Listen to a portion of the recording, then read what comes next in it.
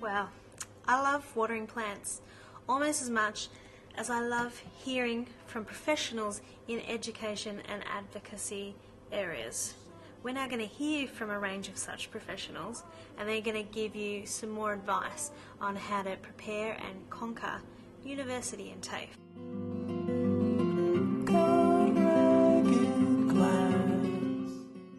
Jo is the National Disability Co-ordination Officer for Eastern Melbourne. It's a big title, Jo. What do you think the key differences are between, say, school, TAFE and university for students with disabilities?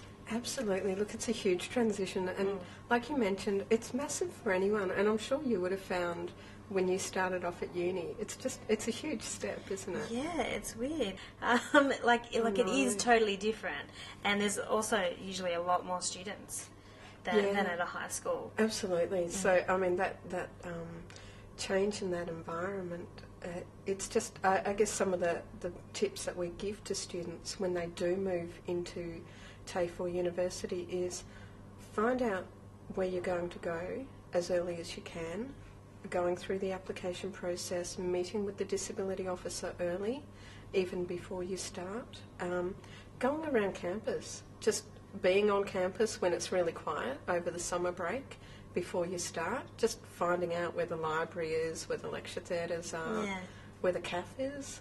Where the food court is. Food, absolutely. That's pretty important. Absolutely. You've always got to know where the food is. Yeah. And then just you end up feeling so much more comfortable when you start and you've got thousands of people. Yeah, so it's not so overwhelming, especially in your first week. Absolutely. When you're in a lecture theatre with 200 people and then you've got to race from one lecture theatre to the next. It can be difficult. Pretty scary when you've got a guide dog trying to find its way, or you're in a wheelchair, or whatever support you have, trying to find your way. You know, it's easier once you know the campus. Yeah. Do you have any other tips? So if I'm a student with a disability and I'm in year 12 and preparing to go to university or TAFE, is there anything else that I should do? So apart from knowing the language around your disability, so knowing how to talk about your disability, knowing how much you need to tell and who you need to tell, or whether you need to say anything at all, is the first step. Yeah. And then second, knowing what support you need is really important. So knowing whether maybe you have an integration aid who maybe acts as a scribe for you, ask for the same sort of system, same sort of support, so that you can get a scribe. The other thing is having that skill set around managing your disability is crucial. So knowing if there's technology that can support you, using that technology, knowing how to use it, knowing if there's other techniques to manage your disability, having that skill set around your own disability management helps with starting off at uni, and then building on that skill set so that you can independently transition into employment is another crucial thing, because it's easy to become dependent on human support and you're not necessarily going to get that in employment. Well, a lot of great advice there from Jo. She's the National Disability Co-ordination Officer. Let's now listen in on a conversation between Lisa Kavanagh, the Disability Liaison Officer for the University of Melbourne, and Dr. Max Beanie, a former philosophy lecturer, you must be deep, who now works for Vision Australia. I think they're going to have lots of great advice for students with disabilities who are thinking about going to university or for TAFE. So let's see what they have to say. So I suppose a couple of things that are really important just in that transition before people even get to uni. I would really encourage students to come to open days to be able to get an idea of the campus, the layout, the vibe of an organisation. You get to meet people from the department. You get just some sense of where you're going, which is really important. Certainly over the summer break before uni starts, don't wait till O week before you initially make contact with people. Services are just inundated in O week. Academics are still going, oh, I've got a class to teach next week and I need to do this. So I'd be encouraging students to come on campus over the summer period, find out where the buildings are that you need to go to. If necessary that you need to do some O&M training, then get that organised well in advance. And certainly make contact with your DLOs at that time, because there is a space and time to be able to talk about the issues that are involved in what is uni like, what are the issues I need to be considering, what do I need to do to be able to manage in this environment and have an enjoyable and successful experience. I think it's really important, especially as a first year student, one, go to the university, meet the DLO straight away. As soon as you've applied through VTAC, you've got your preferences, you don't know which course you're going to, you don't know which university you're going to, but go there first up. Get to know the place, meet the DLO, have a chat with them about your disability, etc. And again, you might find once you actually do get your enrolment, or you are placed, good idea. Meet your lecturers, have a chat with them about the subject, who you are, up to you whether you disclose. Really important, your choice. But I think it's actually a wise thing to do if there are going to be special needs you have. Don't assume they're going to know what they are. Don't assume they're going to make changes for you without being asked to, etc. That's just not what occurs. But as a student, always realise it's a real learning experience, a life-changing experience, and it's a good one. It's a good thing to approach education from that perspective. You've got a lot to learn. It'll make you a better person. It'll prepare you for life in many ways. Be determined to get your work done. Try to study by deadlines, because without a deadline, you don't really have that sense of urgency to get things finished. So that's actually a good thing to think of. Be determined, keep pushing through, get the problem solved, learn from things that have gone wrong and try to avoid them. Usually they're not going to be your fault, but still. And try to improve with each piece of work you hand in. Learn from the experience, learn from the comments that are given on your essays or assignments, etc., and try to push through. There are lots of accommodations that can be made for you if you're asked for, and the experience can be a fantastic one. It can prepare you for life and for employment and give you friends and perspectives which you'll carry with you for the rest of your life. Okay, so with me now, we've got George and Julie.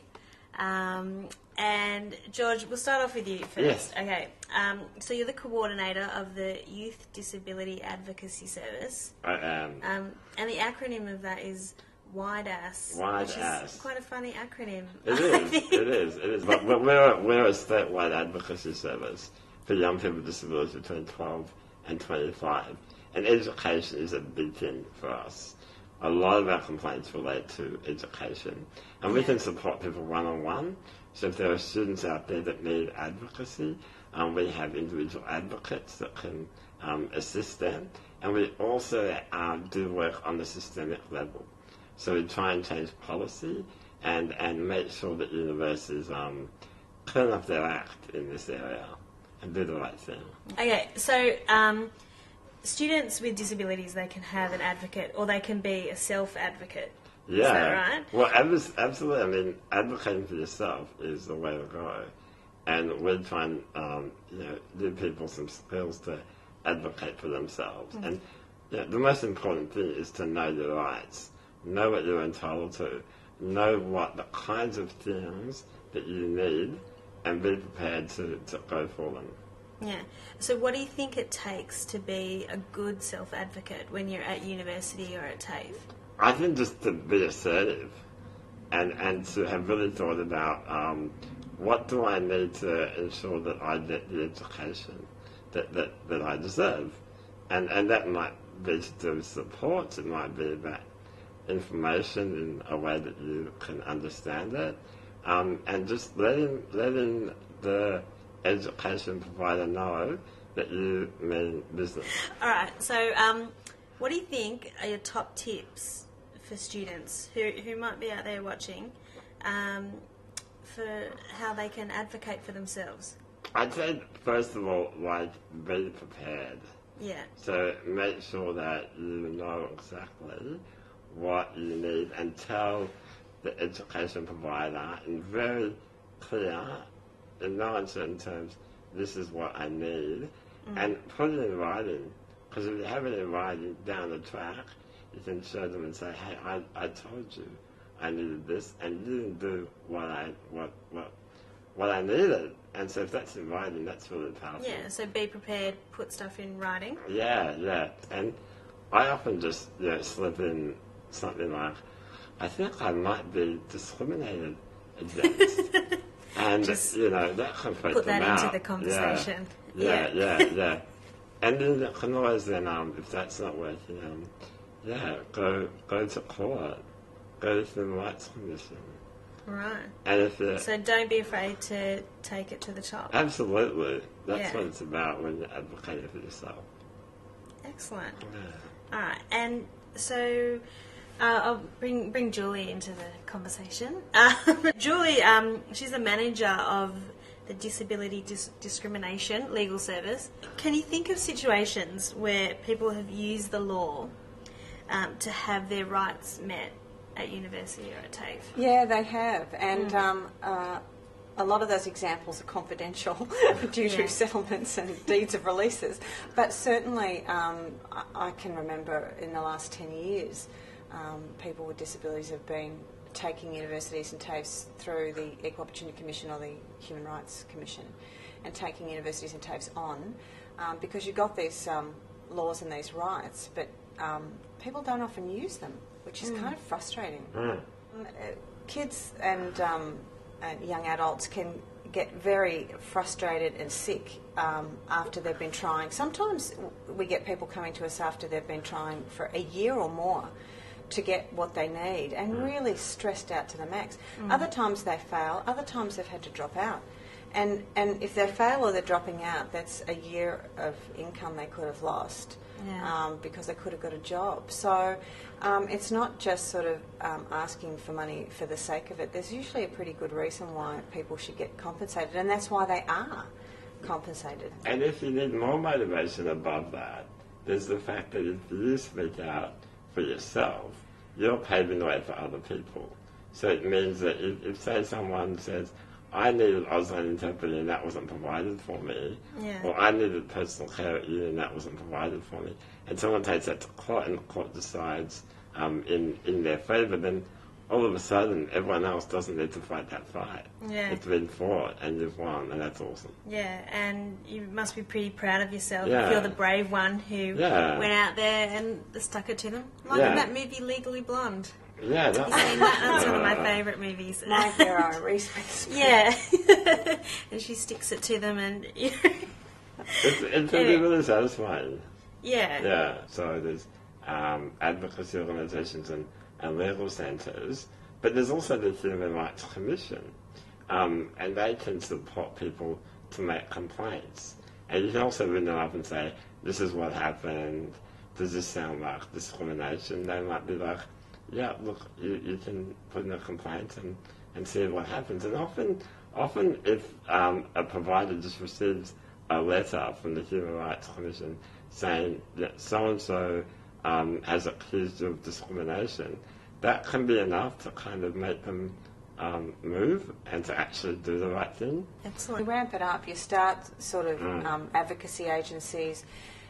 I guess the advice I'd have is not to hang around too much trying to sort it out, because, as I said, years have gone past with students trying to advocate and failing, and sometimes they're not able to make up that time. So you probably need to give yourself like a few months to achieve your goals.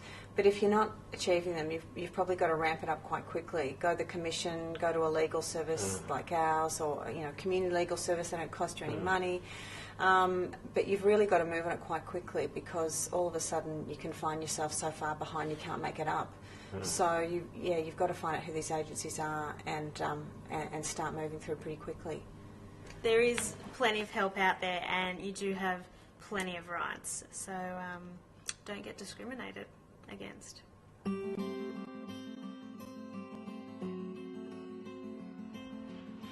Going to university or to TAFE, if you're a student with a disability, is a massive step. But hopefully, if you listen to the really great advice on the DVD, hopefully you can take that massive step with a bit more confidence. I'm Rebel Wilson, and thanks for watching this DVD. Might just head off now on my motorcycle.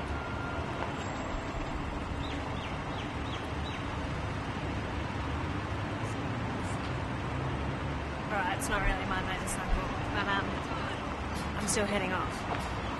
For more info on the Youth Disability Advocacy Service, head to www.ydas.org or call them on 9267 3755. You can contact the Disability Discrimination Legal Service on 9654 8644 or jump onto their website www.communitylaw.org.au/DDLS. And for more info and resources on tertiary transition, go to www.ndcovictoria.net.au.